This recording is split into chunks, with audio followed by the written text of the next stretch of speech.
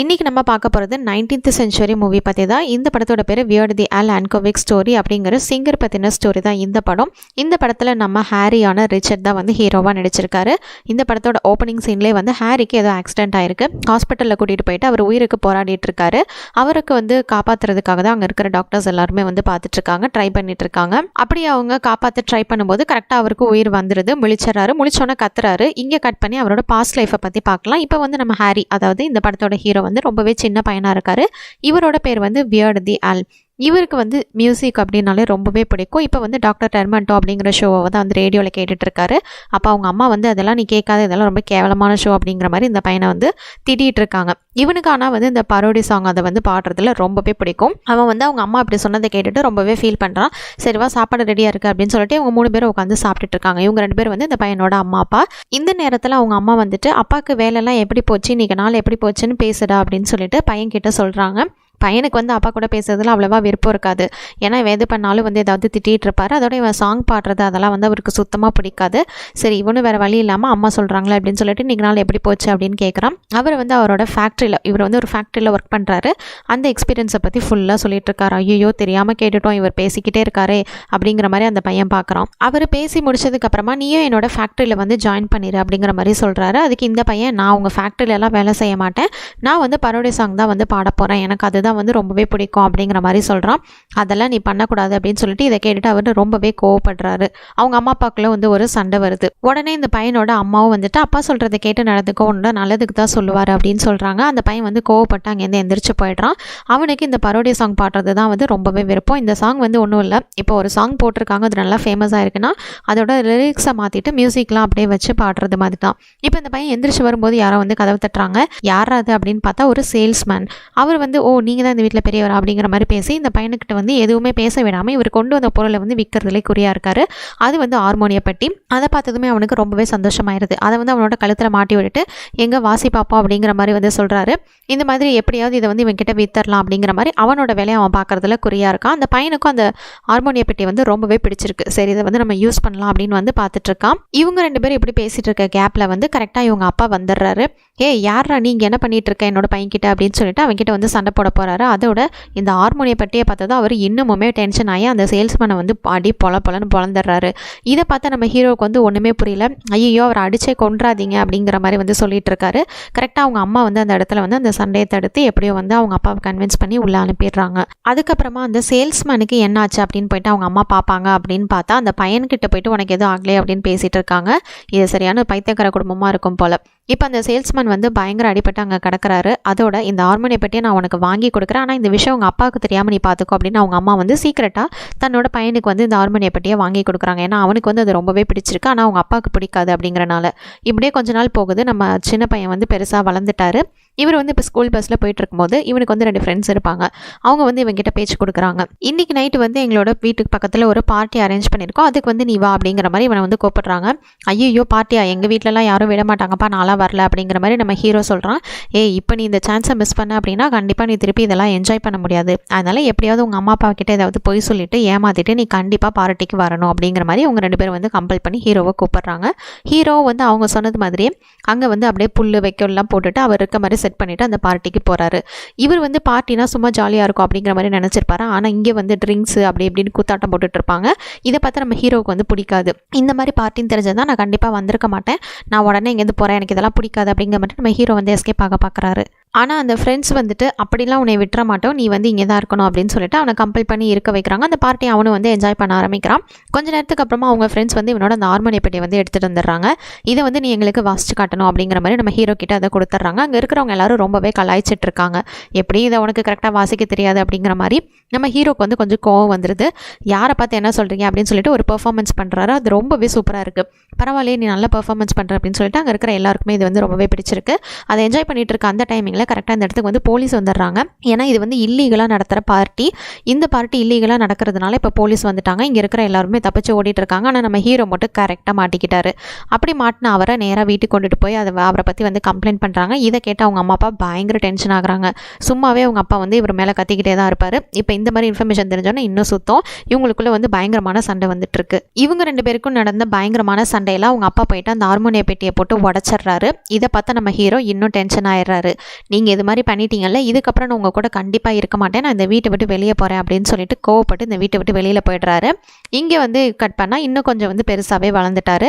அவர் வந்து அவரோட ஃப்ரெண்ட்ஸ் கூட தான் இருக்கார். 2-3 ஃப்ரெண்ட்ஸ் இருப்பாங்க, அவங்க கூட வந்து ரூம்லேயே ஸ்டே பண்ணியிருப்பார். இப்போ நம்ம ஹீரோ வந்து ஒரு நல்ல சான்ஸ் கிடைக்கிறதுக்காக கம்பெனியாக ஏறி போயிட்டுருக்காரு. இந்த வாரத்திலே 5 தடவை வந்து ட்ரை பண்ணிட்டாரு. ஆனால் இவர் பெர்ஃபார்மன்ஸ் வந்து அங்கே இருக்கிற யாருக்குமே பிடிக்க மாட்டேங்குது, வெளியே அனுப்பிச்சிட்றாங்க. இதை நினச்சி தன்னோட ஃப்ரெண்ட்ஸ் கிட்ட வந்து ஃபீல் பண்ணிட்டு இருக்காரு. என்னடா மச்சான், லைஃப் இவ்வளோ போரிங்காக போயிட்டுருக்கு, எதுவுமே சக்ஸஸ் ஆக மாட்டேங்குது அப்படின்னு சொல்லிட்டு. அப்போ தான் அவங்க ஃப்ரெண்ட்ஸ் சொல்கிறாங்க, நீ எங்கள் முன்னாடி ஒரு பெர்ஃபார்மன்ஸ் கொடு, அதோட நீ வந்து துவண்டு போகாத, நீ முயற்சி பண்ணிக்கிட்டே இருக்கணும் அப்படிங்கிற மாதிரி வந்து அவங்க வந்து ஹீரோவை வந்து என்கரேஜ் பண்ணுறாங்க. ஹீரோ வந்து சரி இப்போ ஒரு பெர்ஃபார்மன்ஸ் கொடு அப்படின்னு அவங்க ஃப்ரெண்ட்ஸ் சொல்லும்போது, இப்போ உடனேலாம் பண்ண முடியாது, அதுக்கு வந்து ஐடியா வரணும், யோசிக்கணும் அப்படின்னு சொல்லிட்டு சரி ஃப்ரிட்ஜில் போய் ஏதாவது சாப்பிட்லாம் அப்படின்னு சொல்லிட்டு ஒரு ஸ்நாக்கை பார்க்குறாரு. இதை எடுத்து நம்ம சாப்பிட்லான்னு சொல்லிட்டு அதை எடுக்கிறாரு. இந்த டைமிங்கில் அவங்களோட ஃப்ரெண்ட்ஸ் வந்து ஓல்டு சாங் வந்து ரேடியோவில் ப்ளே பண்ணுறாங்க. அந்த சாங் வந்து ரொம்பவே நல்லாயிருக்கு. அந்த சாங் ஓடிட்டு இருக்கும்போது நம்மளோட ஹீரோவுக்கு ஒரு ஐடியா தோணுது. இந்த சாங்கை வச்சு அப்படியே லிரிக்ஸை மாற்றி இந்த ஃபுட்டு இந்த ஸ்நாக்கை வச்சு நம்ம வந்து ஒரு பாட்டை ரெடி பண்ணலாம் அப்படின்னு வந்து கரெக்டாக அவருக்கு வந்து இந்த டைமிங்கில் கரெக்டாக ஸ்ட்ரைக் ஆகிடுது. உடனே சாப்பாடெல்லாம் அப்படியே வச்சுட்டு அவரோட அந்த ஹார்மோனிய பெட்டி எடுத்துக்கிட்டு இவங்க ஃப்ரெண்ட்ஸ் கிட்ட வந்து ஒரு பெர்ஃபார்மன்ஸை பண்ணி காட்டுறாரு. இந்த சாப்பாட்டை வச்சு அதுவும் இதே மியூசிக்கில் இவங்க எல்லாத்துக்கும் அது ரொம்பவே பிடிச்சிருக்கே, பரவாயில்ல, ரொம்பவே சூப்பராக பண்ணுறியே அப்படிங்கிற மாதிரி அவங்க வந்து இது பண்ணுறாங்க. சரி இதை வந்து நம்ம ரெக்கார்ட் பண்ணலாம் அப்படின்ற மாதிரி அவங்க ஃப்ரெண்ட்ஸ் வந்து ஐடியா கொடுக்குறாங்க. ரெக்கார்ட் பண்ணுற அளவுக்கு என்கிட்ட எங்கடா காசு இருக்குது, நம்ம என்ன பண்ணுறது அதுக்கு அப்படின்னு அவன் கேட்கும்போது தான், அதெல்லாம் நீ ஒன்றும் கவலைப்படாத, நம்ம பாத்ரூமில் போய்ட்டு ரெக்கார்ட் பண்ணி இதை வந்து அனுப்பலாம், நல்ல ஷோக்கு கண்டிப்பாக வாய்ப்பு இருக்கும் அப்படிங்கிற மாதிரி இவங்க வந்து என்கரேஜ் பண்ணுறாங்க நம்ம ஹீரோவை. சரி நம்மளும் இதை வந்து நல்லா பண்ணலாம் அப்படின்னு சொல்லிட்டு ஒரு ரெஸ்ட் ரூமுக்கு போகிறாங்க. ரெஸ்ட் ரூமுக்கு போயிட்டு அங்கே இருக்கிறவனெல்லாம் அடித்து துரத்திட்டு இவங்களோட பெர்ஃபார்மன்ஸை வந்து ஸ்டார்ட் பண்ணுறாங்க. அந்த பெர்ஃபார்மன்ஸில் நம்ம ஹீரோவும் சூப்பராக பெர்ஃபார்ம் பண்ணி அதை வந்து ரெக்கார்ட் பண்ணி இது என்னோடய வாய்ஸ்னு தெரிய வேணாம் அப்படின்னு சொல்லிட்டு கேப்டன் பஃபன் ஷோ அப்படிங்கிற ஷோவுக்கு வந்து இவர் வந்து அதை போஸ்ட் பண்ணுறாரு. எப்படி நான் வந்து அப்படியே பெரிய ஆள் ஆயிடுவேன், என்னை செலக்ட் பண்ணிடுவாங்க அப்படிங்கிற மாதிரி பெருமிதமாக சொல்லிட்டு இருக்கார் இவர். அப்போ தான் இவரோட ஃப்ரெண்டு வந்து சொல்கிறாங்க, டேய் அது ஒன்றும் நீ நினைக்கிற மாதிரி சாதாரண விஷயம் கிடையாது, அவரோட ஷோ வந்து ரொம்பவே பெரிய ஷோ, அதில் நிறைய பேர் ஒன்றை மாதிரியே ரெக்கார்ட் பண்ணி அனுப்புவாங்க, அதில் பர்டிகுலராக ஒன்றை செலக்ட் பண்ணுறது வந்து கொஞ்சம் கஷ்டம் தான், ஆனால் நீ முயற்சியை கைவிடாது அப்படிங்கிற மாதிரி அவங்களோட ஃப்ரெண்ட்ஸ் சொல்கிறாங்க. ஐயோ அப்படின்னா இதுவும் ஒத்திக்கிச்சா, இப்போ நான் அடுத்து என்ன தான் பண்ண போகிறேன் அப்படின்னு இவங்க பேசிகிட்டு இருக்கும் போதே பார்த்தா ரேடியோவில் இந்த பாட்டை பற்றி தான் அவங்க வந்து பேசிகிட்டு இருக்காங்க. அதுவும் கேப்டன் பஃபன் ஷோவில் வந்துட்டு நம்ம ஹீரோ பாடினா அந்த பாட்டை பற்றி தான் ரொம்பவே பெருமையாக பேசிகிட்டு இருக்காங்க. நம்ம எப்படியோ ஃபேமஸ் ஆகிட்டோம் அப்படிங்கிற மாதிரி அவங்க வந்து ரொம்பவே சந்தோஷப்பட்டுட்டு ஒருத்தர் மாற்றி அடிச்சுக்கிட்டு அந்த இடத்தவே அப்படியே என்ஜாய் பண்ணுறாங்க. இந்த இடத்துல பார்த்தா இந்த 2 பேரை காட்டுறாங்க. இவங்க வந்து ஸ்காட்டி பிரதர்ஸ், இவங்க வந்து ஆக்சுவலாக ப்ரொடியூசர்ஸ். இவங்க 2 பேரும் நம்ம ஹீரோவை கூப்பிட்டு ஏதாவது சான்ஸ் கொடுப்பாங்க அப்படின்னு பார்த்தா நம்ம ஹீரோவை பிடிச்சி திட்டிகிட்டு இருக்காங்க.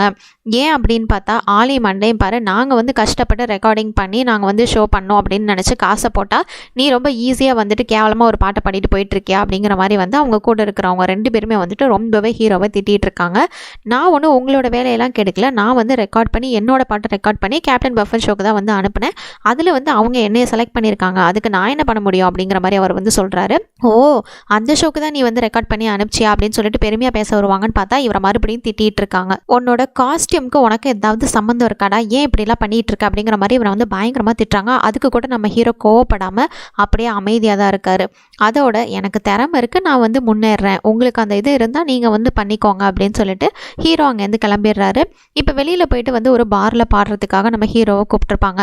அங்கே வந்து பார்த்திங்கன்னா அங்கே இருக்கிற சிங்கர்ஸ் வந்து வரவங்களெல்லாம் பிடிச்சி அடித்து தும்சம் பண்ணிகிட்டு இருப்பாங்க. இதை பார்த்து நம்ம ஹீரோ வந்து ரொம்பவே பயந்து போயிடுவார். ஐயோ இந்த இடத்துல நான் பர்ஃபார்மன்ஸ் பண்ண மாட்டேன் அப்படின்னு சொல்லிட்டு இந்த டைமிங்லேயும் இவரோட ஃப்ரெண்ட்ஸ் தான் வந்து அவனை தேத்தி அனுப்புவாங்க. அதெல்லாம் நீ ஒன்றும் பயப்படாத, ரொம்பவே தைரியமாக இரு, நாங்கள் உன் கூட இருக்கோம் அப்படின்னு சொல்லிட்டு வந்து ஹீரோவை பாடுறதுக்கு அனுப்பி வைக்கிறாங்க. ஹீரோவும் ஸ்டேஜில் போயிட்டு நிற்கிறாரு அவரோட ஹார்மோனிய பெட்டியை தூக்கிக்கிட்டு. நம்ம ஹீரோவுக்கு கொஞ்சம் பயமாக இருக்குது, போச்சு எந்த சைட்லேருந்து எவன் எதை கொண்டு அடிப்பான்னு தெரியலையே அப்படின்னு சொல்லிட்டு கொஞ்சம் பயத்தில் இருக்கார். இந்த பயத்தினால அவர் வந்து அப்படியே கொஞ்சம் லேகாக பர்ஃபார்மன்ஸ் பண்ணிட்டு இருக்காரு.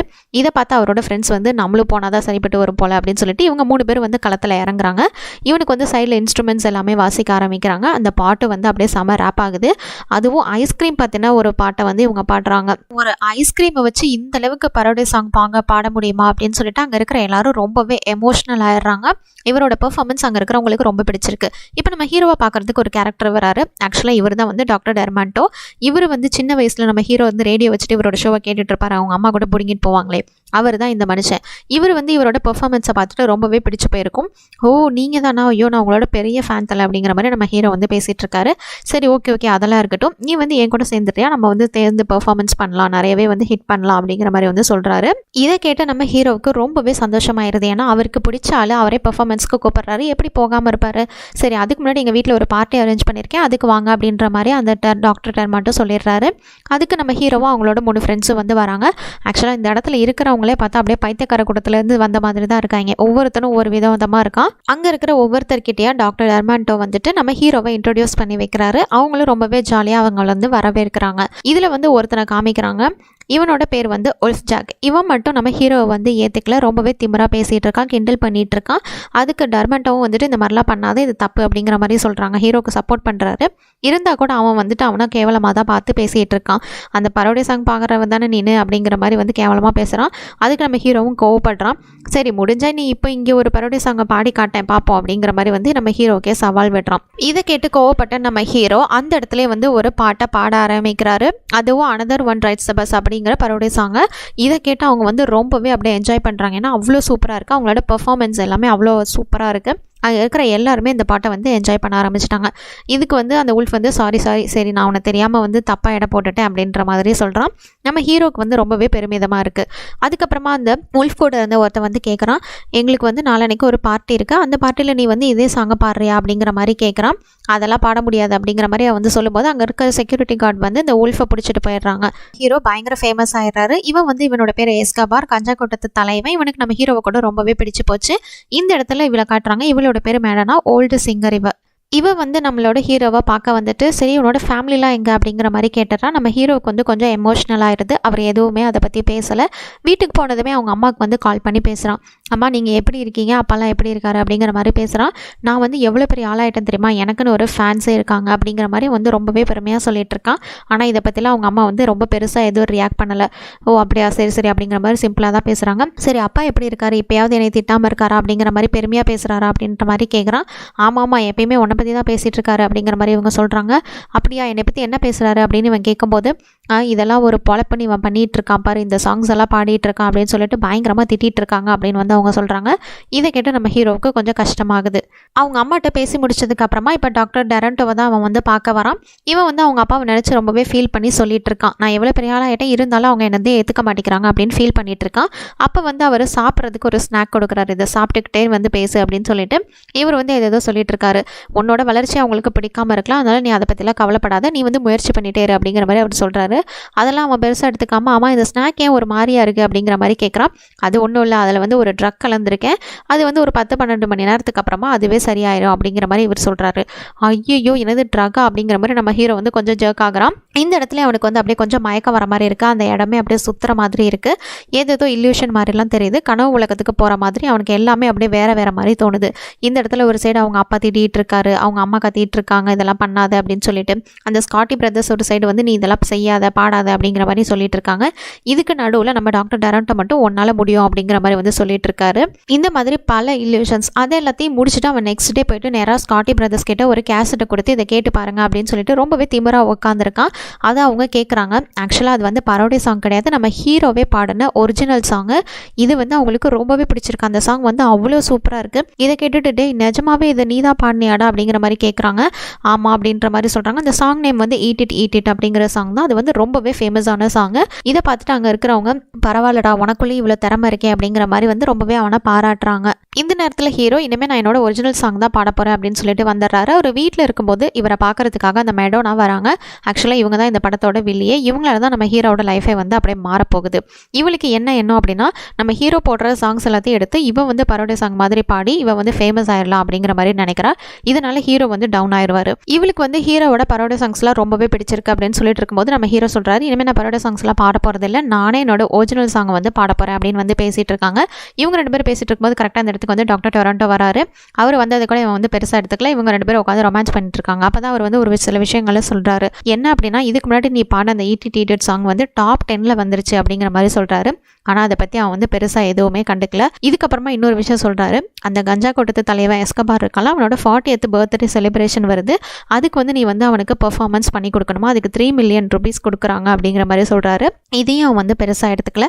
இந்த மெடோனா கூட தான் வந்து டைம் ஸ்பெண்ட் பண்ணிட்டு இருக்கான். அவளோட வலையில் வந்து அவன் நல்லாவே சிக்கிட்டான். இந்த டைமிங்கில் கரெக்டாக நம்ம ஹீரோக்கு ஒரு ஃபோன் கால் வருது. அது என்ன அப்படின்னா, அந்த ஸ்காட்டி பிரதர் கிட்ட இருந்து தான் மைக்கேல் ஜாக்சன் வந்து உன்னோட ஈட்டிட் சாங்கை பரோடே சாங்கா பீட் சாங் அப்படின்னு வந்து பண்ணியிருக்காங்க, அது ரொம்பவே ஃபேமஸ் அப்படிங்கிற மாதிரி சொல்லிட்டு இருக்காரு. அவன் எப்படி என்னோட சாங் எடுக்கலாம் அப்படின்னு இவர் வந்து ரொம்பவே கோவப்படுறாரு. அவர் வந்து உன்னோட ஃபேமஸான ஆள், அதெல்லாம் நம்ம கேள்வி கேட்க முடியாது அப்படிங்கிற மாதிரி அவங்க சொல்லிடுறாங்க. இதை கேட்டு ஹீரோ வந்து ரொம்பவே ஃபீல் பண்ணிட்டு இருக்கான் மெடோனா கிட்ட. நானே இப்போ தான் பரோடே சாங்லாம் இப்போ விட்டுட்டு ஒரிஜினல் சாங் பண்ணலாம், பெர்ஃபார்மன்ஸ் பண்ணலான்னு பார்த்தா என்னோட சாங் அவன் திருடிட்டான் அப்படின்னு சொல்லிட்டு அவன் ஃபீல் பண்ணிட்டு வந்துட்டு இருப்பான். இப்போ வந்து கரெக்டாக இவங்களோட ஃப்ரெண்ட்ஸை வந்து மீட் பண்ணுறான். இன்னும் கொஞ்சம் நேரத்தில் உனக்கு வந்து கான்செர்ட் இருக்குது, இப்படி குடிச்சிட்டு இருக்கு அப்படிங்கிற மாதிரி அவங்க கேட்குறாங்க. அதனால என்ன, இப்போ நான் குடிச்சா பெர்ஃபார்மன்ஸ் பண்ணக்கூடாதா, என்னை கேள்வி கேட்கறதுக்கு நீங்கள் யாருடா அப்படிங்கிற மாதிரி அவனோட ஃப்ரெண்ட்ஸ் கிட்டே வந்து அவன் திமரா பிஹேவ் பண்ணிடுறான். இது எல்லாமே நடக்கணும்னு தான் அவன் வந்து எதிர்பார்த்தா. இப்போ அவங்க ஃப்ரெண்ட்ஸ் வந்து அங்கேருந்து கிளம்பிடுறாங்க. சரி நீ நல்லா இருந்தா சரி அப்படின்னு சொல்லிட்டு இப்போ கரெக்டாக வந்து டாக்டர் டொராண்டோ அங்கே வராரு. வந்துட்டு நம்ம ஹீரோ கிட்ட பேசுகிறாரு. இங்கே பாரு, இவ வந்து உன்னை கவுக்கிறதுல தான் குறியா இருக்கா, அதனால இவளை நீ நம்பாத அப்படிங்கிற மாதிரி சொல்கிறாரு. நீங்கள் எப்படி இவளை பற்றி இப்படி தப்பாக பேசலாம் அப்படின்னு சொல்லிட்டு அவரையும் கேவலமாக பேசிட்டு இவன் அங்கேருந்து போயிடுறான் மெடோனா கூடயே. இப்போ ஹீரோ வந்து செம்ம போதையில் இருக்கான். கார் நானே எடுத்துகிட்டு ஓட்டுறேன் அப்படின்னு சொல்லிட்டு பார்க்கும்போது இவ போய் தடுக்கிறா. சரி நல்ல இடத்துல தடுக்கிறா போல அப்படின்னு பார்த்தா சாவியை மறந்துட்டீங்க அப்படின்னு சொல்லிட்டு சாவி கொடுக்குறா. இவ வந்து ஆக்சுவலாக நம்ம ஹீரோவை கவுக்கணும்னு நினச்ச பிளான் வந்து எல்லாமே சக்ஸஸ் ஆயிடுச்சு. இவ வந்து காரை ஓட்டிட்டு போகிறான் செம்ம போதையில். அப்போ தான் ஆக்சிடென்ட் ஆயிடுது. இங்கே கட் பண்ணால் இதான் படத்தோட ஓப்பனிங் சீனு. இப்போ எப்படியோ அவனுக்கு வந்து நினைவு வந்துருச்சு. வந்தோடனே பேப்பர் பேனா கொடுங்க அப்படின்னு வந்து கத்துறான். இவளும் வந்து வேகமாக கொடுக்குறா. அது எதுக்காக அப்படின்னா, இன்னும் ½ an hourல வந்து இவனுக்கு கான்செர்ட் இருக்கு, அதனால சீக்கிரமாக இவனை அனுப்பிச்சிருங்க அப்படிங்கிற மாதிரி சொல்கிறாங்க. இவனும் வந்துட்டு இவ பாடின ஐ எம் அ வெர்ஜின் அப்படிங்கிற சாங்கோட அந்த பரோடே சாங்கை தான் வந்து பாட போகிறான். எப்படியோ ஹாஸ்பிட்டல்லேருந்து வந்து அப்படியே ஸ்ட்ரெச்சரோட இங்கே வந்து பெர்ஃபார்மன்ஸ் பண்ணிகிட்டு இருக்கான். ஓரளவுக்கு வந்து பெர்ஃபார்மன்ஸ் பண்ணி முடிச்சிடறான். அவங்களோட ஃப்ரெண்ட்ஸும் வந்து இந்த இடத்துல வாசிச்சுட்டு இருக்காங்க. ஏன்னா என்னதான் இருந்தாலும் ஃப்ரெண்டை வந்து விட்டு கொடுக்க முடியாது இல்லையா, என்னதான் இருந்தாலும் இவங்க எல்லாருமே நண்பர்கள், அதனால அவங்க வந்து விட்டு கொடுக்காம அவனுக்கு வந்து ஹெல்ப் பண்ணுறாங்க. இந்த பெர்ஃபார்மன்ஸ் முடிஞ்சோன்னா மறுபடியும் அந்த மெடோனா நீ இன்னொரு பெர்ஃபார்மன்ஸ் கொடுக்கணும் அப்படின்னு சொல்லிட்டு ஒரு ட்ரெஸ்ஸை கொண்டு வரா. இது வந்து அந்த மைக்கேல் ஜாக்சன் ட்ரெஸ் மாதிரி இருக்குது, நான் போட மாட்டேன் அப்படின்னு சொல்லிட்டு ட்ரெஸ்ஸே இல்லாமல் அதுவும் தண்ணி பாட்டில் கையில் வச்சுக்கிட்டு வந்து ஸ்டேஜுக்கு வந்து பெர்ஃபார்மன்ஸ் பண்ண ஆரம்பிக்கிறான். பெர்ஃபார்மன்ஸ் பண்ணிட்டு இருக்கும்போதே மயக்க பிடிச்சிட்டு அங்கே இருக்கிற எல்லாருமே வந்து கொஞ்சம் கேவலமாக பேச ஆரம்பிக்கிறான். இதை கேட்டு மக்கள் வந்து ரொம்பவே கோவப்படுறாங்க. ஹீரோ குடிச்சிட்டு பிரச்சனை பண்ணதுனால இவங்க 2 பேத்தையுமே அரெஸ்ட் பண்ணிட்டு போகிறாங்க. மெடோனா பயங்கரமாக போஸ்ட் கொடுத்துட்ருக்கா. அடுத்த நாள் ஆனதுக்கப்புறம் இவங்க 2 பேரையும் விட்டுறாங்க. மெடோனா வந்து ஒரு ஐடியா கொடுக்குறா. நான் வந்து ஒரிஜினல் சாங் பண்ணுறேன், நீ வந்து அந்த சாங் எடுத்து பரோடே சாங் மாதிரி பாடு, கண்டிப்பாக நம்ம 2 பேருமே ஃபேமஸாக இருப்போம் அப்படிங்கிற மாதிரி அவள் வந்து பேசிகிட்டு இருக்கா. இதை கேட்டு நம்ம ஹீரோ வந்துட்டு நீ இது மட்டும்தான் எனக்குன்னு இருக்கு அப்படிங்கிற மாதிரி எமோஷனலாக பேசிட்டு இருக்காரு. இந்த டைமிங்கில் முகமுடி போட்டுட்டு 2-3 பேர் வந்துட்டு அவளை கடத்திட்டு போயிடுறாங்க. எங்கடா கூட்டிகிட்டு போகிறீங்க அப்படின்னு நம்ம ஹீரோ போய் தடுக்க முயற்சிக்கிறாரு. எஸ்கோபார் பர்த்டே செலிப்ரேஷனுக்கு அப்படிங்கிற மாதிரி சொல்லிட்டு அவளை வந்து வேனில் கூட்டிகிட்டு போயிடுறாங்க. எஸ்கோபார் இடத்துக்கு நம்ம ஹீரோவே போகிறாரு. அங்கே நிற்கிற செக்யூரிட்டிஸ் எல்லாத்தையும் எப்படியா அடிச்சு போட்டுட்டு அந்த இடத்துக்கு வந்துடுறாரு. வந்தால் இவ வந்து அங்கே தான் கடத்தி வச்சிருக்காங்க. அப்போ வந்து எஸ்கோபாரோ அவங்க கூட சில பேரும் இருக்காங்க. என்னோட 40th பர்த்டே செலிப்ரேஷன் இது, எனக்கு வந்து நீ ஒரே ஒரு பெர்ஃபார்மன்ஸ் மட்டும் பண்ண, நாங்கள் வந்து அவளை விட்டுறோம் அப்படிங்கிற மாதிரி எஸ்கோபார் கேட்குறாரு. நான் அவங்களோட பெரிய ஃபேன் அப்படின்னு சொல்லிட்டு. ஆனால் அதெல்லாம் வந்து அவர் கேட்காம அங்கே இருக்கிற எல்லாத்தையும் ஷூட் பண்ணிட்டு இருக்காரு. அவங்களும் வந்து பதிலுக்கு ஷூட் பண்ணுறாங்க. இப்போ இந்த சண்டே நிறுத்தி எஸ்கோபாரே வந்து ஹீரோவை ஷூட் பண்ணிடுறாரு. ஹீரோ வந்து அப்படியே கீழே விழுந்துடுறாரு. இதை பார்த்து மேடோனா கத்திட்டு இருக்கா. ஆனால் ஹீரோக்கு எதுவும் ஆகலை. என்னன்னு பார்த்தா அவரோட கழுத்தில் வந்து அந்த சங்கிலியாக இருக்கும்ல, அதனால வந்து அது மேலே பட்டு அவருக்கு எதுவும் ஆகாமல் அது ரிவர்ஸ் ஆகி எஸ்கோபார் தலையிலே சுட்டு அவன் செத்து போயிடுறான். ஹீரோ போய் மெடோனாவை காப்பாற்றிட்டு இங்கேருந்து போகலாம் அப்படின்னு சொல்லும்போது தான் இவ ஒரு ஐடியா கொடுக்குறேன். இங்கே நிறைய ட்ரக்ஸ் இருக்குது, இதெல்லாம் நம்ம எடுத்துகிட்டு போய் சேல்ஸ் பண்ணோம்னா நம்ம பெரிய ஆள் ஆயிடுவோம், நான் தான் நம்பர் 1 நீ தான் நம்பர் 2 அப்படிங்கிற மாதிரி பேசிகிட்டு இருக்கா. இதை கேட்ட ஹீரோவுக்கு இப்போ தான் புரியுது. அப்படின்னா நீ வந்து காசுக்காக தான் என் கூட இருக்க, உண்மையிலே என்னை வந்து லவ் பண்ணல, அவன் இந்த டாக்டர் சொன்னது உண்மைதான் அப்படின்னு சொல்லிட்டு ரொம்பவே மனசோடைஞ்சு போகிறாரு. இவளும் வந்து ஆமாம் நான் அதுக்காக தான் உன் கூட இருக்கேன் அப்படிங்கிற மாதிரி ஒத்துக்கிறா. இதை கேட்டுட்டு அவர் வந்து ரொம்பவே ஃபீல் பண்ணி அங்கேருந்து நடந்து போயிட்டு இருக்காரு. என்னை பற்றின உண்மையை தெரிஞ்சுக்கிட்டு நீங்கள் இங்கேருந்து உயிரோட போகக்கூடாது அப்படின்னு சொல்லிட்டு அவள் ஷூட் பண்ணுறா. ஆனால் அவளுக்கு வந்து கரெக்டாக குறி வைக்க தெரியாததுனால நம்ம ஹீரோ இங்கேருந்து வந்து தப்பிச்சு போயிடுறாரு. அங்கேருந்து கிளம்பி நேராக அவங்க அப்பா ஒர்க் பண்ணுற அந்த ஃபேக்ட்ரிக்கு தான் வராரு. ஃபேக்ட்ரிக்கு வந்து நானும் இங்கே ஜாயின் பண்ணிக்கிறேன்னு சொல்லிட்டு அங்கே இருக்கிறதெல்லாம் எப்படி ஆப்ரேட் பண்ணணும் என்னன்னு கற்றுட்ருக்காரு. இவர் ஆப்ரேட் பண்ண நேரம், மிஷின் ஆப்ரேட் பண்ண நேரம் அங்கே ஒருத்தருக்கு வந்து மிஷின்குள்ளே கால் மாட்டிக்கிச்சு. ஐயோ என்னாச்சு அப்படின்னு பார்க்க போகிறப்ப தான் இவங்க அப்பா வந்து இவனை இங்கே பார்க்குறாரு. நீங்கள் என்ன பண்ணிட்டு இருக்க அப்படிங்கிற மாதிரி கேட்குறாரு. ஆமாம் நான் தான் பண்ணுறது எதுவுமே உங்களுக்கு பிடிக்கலையா, அதனால தான் நான் இங்கேயே உங்கள் கூட வேலைக்கு சேர்ந்துடலான்னு வந்தேன் அப்படிங்கிற மாதிரி அவன் சொல்கிறான். இதை கேட்டுட்டு அவங்க அப்பா வந்து சந்தோஷப்படுறாரு. என்ன அப்படின்னா, நீ இங்கே வந்ததெல்லாம் எனக்கு சந்தோஷம் கிடையாது, உன்னோட சாங்ஸ் எல்லாமே வந்து சூப்பராக இருக்குது, வேறு லெவலாக நீ பண்ணிட்டு இருக்க அப்படின்ற மாதிரி சொல்லிட்டு இங்கே வந்து இந்த இவங்க 2 பேருமே வந்து ஒன்று சேர்ந்துடுறாங்க. இதுக்கப்புறமா வீட்டுக்கு போயிட்டு இவங்க எல்லாரும் வந்து டின்னர் சாப்பிட்டுட்டு இருக்காங்க. அப்போ தான் அவன் வந்து ரொம்பவே சந்தோஷமாக பேசிகிட்டு இருக்கான். சின்ன வயசுல வீட்டிலேருந்தே என்னை வந்து ப்ரொடெக்ட் பண்ணணும், எல்லாமே ஒரு நல்லதுக்காக தான் அப்படின்னு சொல்லுவீங்களே, அது என்ன அப்படின்னு வந்து இவன் கேட்பான். அதுக்கு வந்து அவங்க அப்பாவும் சரி ஓகே சொல்கிறேன் அப்படிங்கிற மாதிரி நிறைய புக்ஸு நோட்ஸ் இதெல்லாம் எடுத்துகிட்டு வந்து வைப்பார். என்னது இது இவ்வளோ பெருசெல்லாம் என்னால் படிக்க முடியாது அப்படிங்கிற மாதிரி அவன் சொல்கிறான். இது வந்து ஒரு ஸ்கெட்ச் புக் அப்படின்னு சொல்லிட்டு அதில் இருக்கிற ஸ்டோரியை பற்றி இவர் சொல்ல வராரு. அது என்ன ஸ்டோரி அப்படின்னா, இது வந்து நம்ம ஹீரோவோட அப்பாவோட ஸ்டோரி தான். இவர் வந்து அமிஷ் அப்படிங்கிற கம்யூனிட்டி தான் பிறந்து வளர்றாரு. இவரும் வந்து அப்படியே பரோடியா சாங் பாடுறவர் தான். சர்ச்சில் ப்ரேயர் பண்ணிட்டு இருக்கும்போது வந்து இவர் வந்து பரோடியா சாங் பாடுறாரு. ஆனால் அங்கே இருக்கிறவங்களுக்கு அதெல்லாம் பிடிக்கல. அந்த ஊர் தலைவனுக்கு அவனை பிடிச்சி பயங்கரமாக வந்து தண்டிக்கிறாங்க, பனிஷ் பண்ணுறாங்க. இதுக்கப்புறமா அவர் கொஞ்ச நாளுக்கு அப்புறம் ஊரை விட்டு வெளியில் வராரு. அங்கே நிறைய மியூசிக் இன்ஸ்ட்ருமெண்ட்ஸ் அதை எல்லாத்தையுமே பார்க்குறாரு. அங்கே வந்து ஒரு ஹார்மோனிய பெட்டியை அவர் வாங்கி நிறைய வாசிக்கிறாரு. அப்படி வந்து வாசிக்கும் போது அங்கே இருக்கிறவங்க யாருக்குமே வந்து இவனோட சாங்ஸ் வந்து பிடிக்கல. சரி மறுபடியும் நம்ம ஊருக்கே போகலாம் அப்படின்னு சொல்லிட்டு ஊருக்கு அந்த பெட்டியோட வரும்போது அவங்க எல்லாரும் அவனை வந்து அப்படியே அடிச்சு விரட்டிடுறாங்க. இவனை மறுபடியும் இந்த ஊருக்குள்ளே வர விடக்கூடாது அப்படின்னு சொல்லிட்டு இதில் கோவப்பட்ட அவங்க அப்பா வந்து அந்த ஹார்மோனிய பெட்டி தூக்கி போட்டு எரிச்சிட்டு ஒரு ஃபேக்ட்ரியில் போய் வேலைக்கு சேர்றாரு.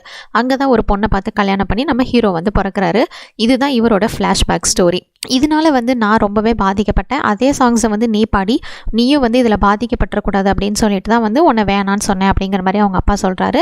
இவங்க பேசிகிட்டு இருக்கும்போது அந்த புக்கில் இருந்து ஒரு பேப்பர் விழுகுது. அது என்ன அப்படின்னா, இதுக்கு முன்னாடி அவங்க அப்பா எழுதின அந்த பாட்டு தான் அது என்னன்னா அமிஷ் பேரடைஸ் அப்படிங்கிற சாங். இவரே வந்து லிரிக்ஸ் எழுதியிருப்பாரு. இப்போ அதை தான் வந்து நம்ம ஹீரோ ஸ்டேஜில் பெர்ஃபார்மன்ஸ் பண்ணிட்டு இருப்பாரு. இந்த இடத்துல எல்லாருமே இருப்பாங்க. டாக்டர் டொராண்டோ, அந்த ஸ்காட்டி பிரதர்ஸ் எல்லாருமே இருக்காங்க. இவனோட பெர்ஃபார்மன்ஸ் எல்லாருக்கும் ரொம்பவே பிடிச்சிருக்கு. இப்போ நம்ம ஹீரோ வந்து பயங்கர ரீச் ஆகிட்டார். அவரோட ஃப்ரெண்ட்ஸ் கூட அவர் ரொம்பவே சந்தோஷமாக இருக்காரு. இந்த நேரத்தில் டாக்டர் டொராண்டோ வந்து நம்ம ஹீரோ கிட்டே பேசுகிறாரு. நான் வந்து என்னோட பிள்ளையை தத்தெடுத்துக்கிறேன் அப்படின்னு சொல்லிட்டு, இல்லை என்னை வந்து மன்னிச்சிருங்க, எனக்கு வந்து எங்கள் அப்பா அம்மா கூட நான் சேர்ந்துட்டேன், அவங்க கூட இருக்கிறது தான் எனக்கு பிடிச்சிருக்கு அப்படிங்கிற மாதிரி அவன் சொல்லிடுறான். இதை கேட்டு அவரும் வந்து சந்தோஷம் தான் படுறாரு. பரவாயில்ல, ஃபேமிலியோட சந்தோஷமாக இருந்தால் ஓகே அப்படிங்கிற மாதிரி சந்தோஷப்படுறாரு. நம்ம ஹீரோவும் பயங்கர ஃபேமஸ் ஆகிட்டாரு. இவர் பாடின சாங்ஸ் எல்லாமே வந்து செம ரீச்.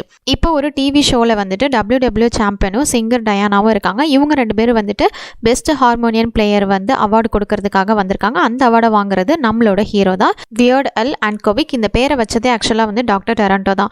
இதை பார்த்துட்டு அவங்க அம்மா அப்பா எல்லாருமே ரொம்பவே சந்தோஷப்படுறாங்க. இந்த இடத்துல வந்து ஒருத்தன் கண்ணை போட்டுக்கிட்டு இப்போ சுடலாமா அப்படிங்கிற மாதிரி கேட்டுட்டு இருக்கான் ஆப்போசிட் சைடில். இது வேற யாரும் கிடையாது, அந்த மேடோனா, இவ தான் வில்லி. நம்ம ஹீரோ வந்து இந்த அவார்டை வாங்கினதுமே அவனை போட்டு தலையிற சொல்லி ஆள் வந்து செட் பண்ணியிருப்பான். அவன் வந்து பயங்கரமாக ஸ்பீச் கொடுத்துட்ருப்பான். ரொம்பவே இந்த சக்ஸஸ்ஃபுல்லாக வந்தது எப்படி அப்படிங்கிற மாதிரி நல்லா எமோஷ்னலாக வந்து ஸ்பீச் கொடுத்துட்ருக்கான். இந்த நேரத்தில் கரெக்டாக வந்து மேடோனா ஷூட் பண்ண சொல்லிடுறான். அவனும் எந்திரிச்சு ஷூட் பண்ணிடுறான். இது வந்து 1985 ஷ்ரைன் ஆடிட்டோரியமில் நிஜமாவே இவரை வந்து சுட்டுட்டாங்க. இவர் இறந்து போனாலும் இவரோட மியூசிக்ஸ் வந்து நம்ம கூடயே இருக்கும் அப்படிங்கிற மாதிரி வந்து சொல்லி இந்த படத்தோட கதையை முடிச்சிருக்காங்க. இதுக்கப்புறமா ஒரு சீன் காட்டுறாங்க. மெடோனா வந்து நம்ம ஹீரோவோட சமாதிக்கு வந்துட்டு ஃப்ளாரை வைக்கிறா. அப்போ வந்து உள்ளேருந்து ஒரு கை வந்து அவளை பிடிக்கிற மாதிரி. இதோட இந்த படத்தோட கதை முடியுது. இது மாதிரி வேறு ஏதாவது படத்தை பற்றியோ சீரிஸை பற்றியோ நான் பேசணும்னு நினச்சிங்கன்னா மறக்காம கமெண்ட் செக்ஷன்ல பண்ணுங்கள். until then tata bye bye from உங்கள் தமிழ் பொண்ணு.